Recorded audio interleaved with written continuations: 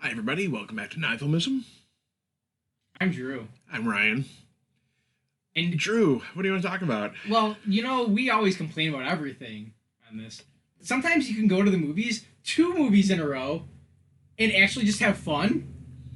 I Yeah. mean, we're still who we are, but sometimes you get lucky like that and you can just have fun at the movies. And I think a big part of that is tonal consistency.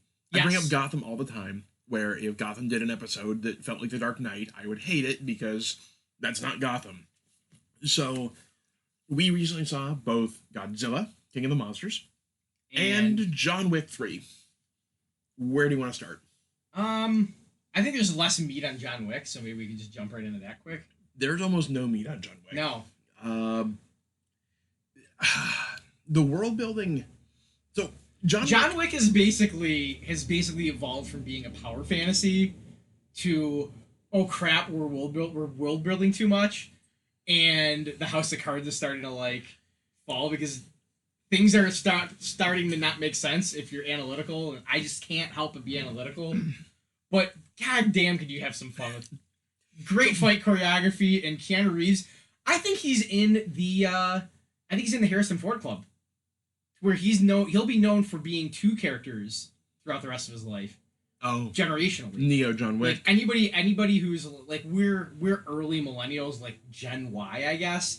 So we'll remember him as Neo and John Wick, but like anybody who's like in high school now will only probably ever know him as John Wick.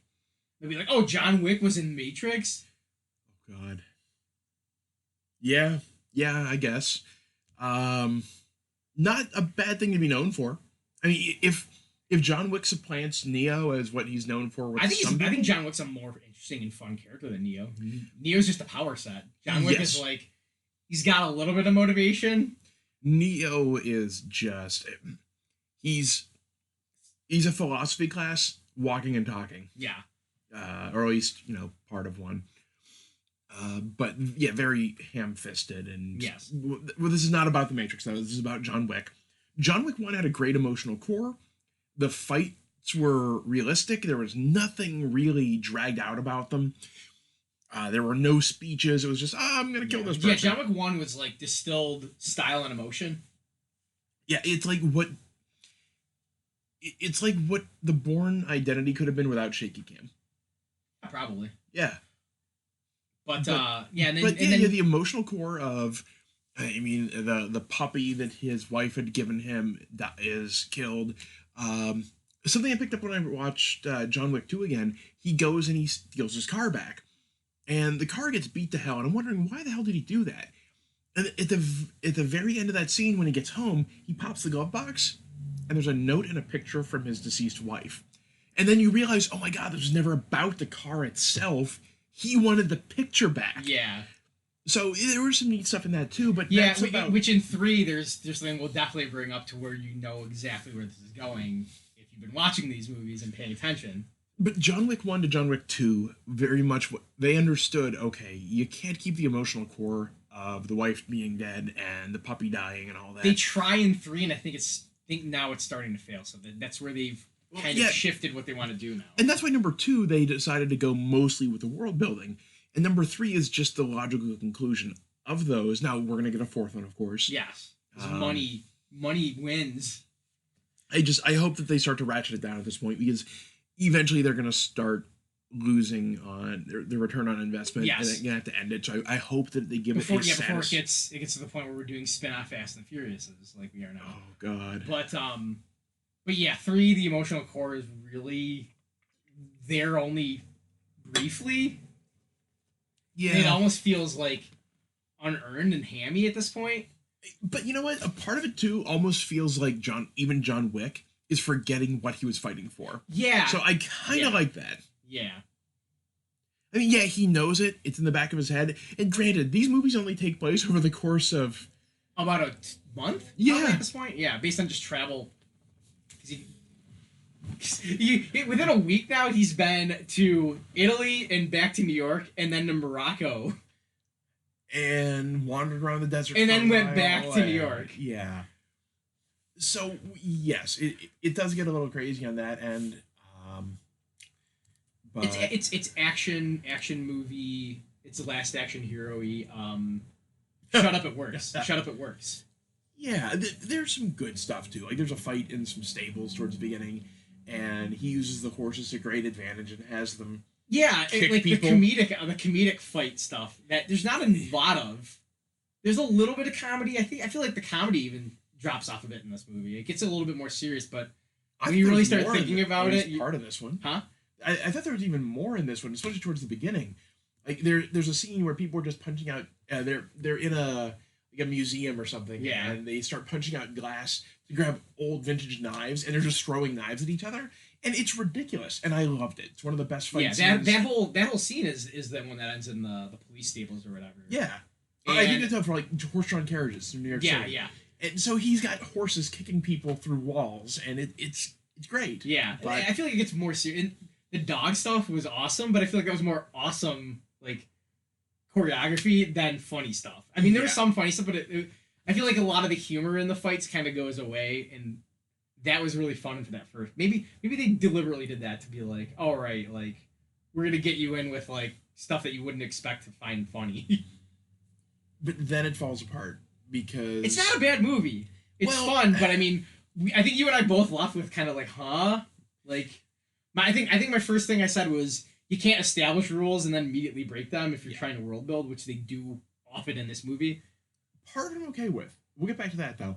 What lost me though was that a lot of these fight scenes, whereas in the original movie it was brutal and it was short, and I'm not going to say realistic, but as realistic as you're going to get for this kind of a movie. Yeah.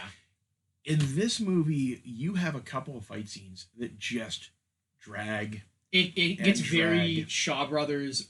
You've got 40 guys attacking them one at a time. Yeah, the bride from Kill Bill. Kill Bill. Yeah, Yeah, it's very classic kung fu, gun fu, not gun kata. That's an entirely different movie we should talk about. At some point we'll talk about equilibrium.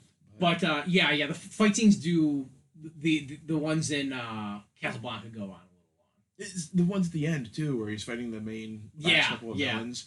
I was bored. It reminded me of because I think it's because there's no humor being presented to kind of change up. You need. I mean, they even reuse the mirrored glass fight from the second movie. Yeah, you need to do one of two things with this movie. You either need to keep the violence brutal and short, like in the first one, or you need to make it kind of almost funny and borderline slapstick, like they do at the beginning of this movie. Or play with that throttle constantly to keep you invested. But they kind of either go full one or full the other, it seems.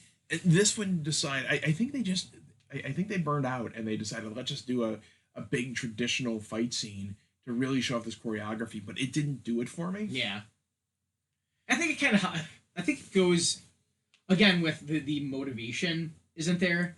Like Mark Dacascos is a great martial artist, but he's not really like a good antagonist in this because he shows up in 2 scenes with John Wick and he's fighting them.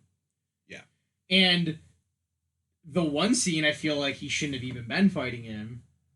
And this is where I get into you can't create rules and break them immediately. Yeah, go into that. A lot of people are on the fence that I've heard about the Judicator. I think she's a great character because I think it's just an absurd element of we have somebody telling you what to do, telling these horribly violent, extremely capable people what to do, and they just listen and are like polite about it.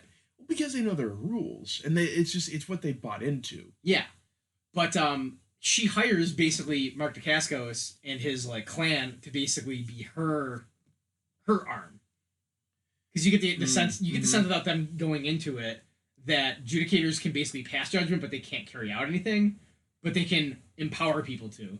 So okay, Mark Dacascos and his like sushi kitchen are like Enforcers. They're legal enforcers according to the High Table, which is the new out of nowhere secret government of the Assassin's Guild, I guess. And they still are like subject to John Wick's a huge bounty, so we can still go after him, even though they're basically, hey, our like king basically gave him a like temporary stay, so why don't they let him get in to the Continental before starting to kill him? don't know. Like that's where I'm like, you're eating your own logic right now. Some of it though works though in the same way of what we'll call the Jamie dilemma, referring to Jamie Lannister. Like, let's say that you have sworn an oath as, in his case, a Kingsguard, but you've also sworn an oath to Catelyn Stark. And okay, now what if these oaths come into direct contradiction? Which one wins out? And I do think John Wick does kind of get into that because, I mean, what do you call it, a mark when they've got that little locket? Yeah, marker. Yeah, a marker. That's it. You've got, okay, well, what happens if you're told to do something on a marker, but that goes against the rules of the high table? Or they do play around with that, and I think do find that's why they're trying to set up for the fourth movie being like, okay, anybody who like us has arguments with this, hopefully are satisfied by like, well, it's all a broken system because everything contradicts itself. And I think they're getting into that, which it took me a while to warm up to that idea. Yeah. But if that's where they're going to go with it, I'm fine with it. Which you could tell this is not a whole cloth narrative. It's being spun as it's gaining popularity. So they're doing a good enough job with it. A lot of stuff does this. I'm fine with that. Escalation tends to lead to stuff like this, like plot hole things. But yeah, going into all of that, he cashes in a marker with Halle Berry's in the movie for like 20 minutes. Has a hilarious scene where she leaves him in the desert. Yeah. And then he goes on like the whole mystical journey quest that you get in these types of movies. To find Oberyn Martell. Yeah. Whatever. Yeah. And apparently he's like at least the figurehead. There's no way he's the actual head of whatever's going on. Right. But he basically barters with Jon to like, okay, we'll let you back in, even though the entirety of the series has been about getting him out, which is why that's, I think, what the new narrative has become. He's kind of made peace with everything. At least they want you to think that. And then, okay, now I just want to get out. Yeah. But yeah, like, the marker. He had a marker for Halle Berry. So he tells her to help him, even though the edict from the high table is that no one can help John Wick. So those are the contradictions. And then as she said, she's management. So she's at a different class. She's in a different tier now. We shouldn't even have to do any of this stuff. How does that even work? That's what's interesting, and that's what sucks, because like that's the stuff that you're left vague about, because I don't think they know where they want to go with it just yet. Oh, by the way, spoilers. Yeah. Should have warned. It's John Wick. Yeah. There's guns and he kills a lot of people, and he spares one every movie because he's building the John Wick Avengers. Oh, okay. Do we want to move on to Godzilla? Sure. Do you have anything else to say about John Wick? I would say you just know when he cuts off his ring finger and has to give his wedding ring that he's gonna fucking kill this guy. Oh, and that's where the movie you're like, okay, I don't care because I know you've just set up for the next movie. Right. It's fun. It's fun. It's fun. It's fun. It's John Wick. It's watchable. Go see it. Don't expect high art, though. If you've liked the last two, but don't want to spend the money, don't feel like you need to. It'll be on HBO as soon as the end of the summer probably. I would assume so. But definitely watch it if you've liked the style. It still oozes style. It does what it does well. It's just like any good drink, the bottom's not going to taste as good as the top. Exactly. All right, I think that's about it on John Wick. We're going to pause it here, and then we're going to come back and do Godzilla.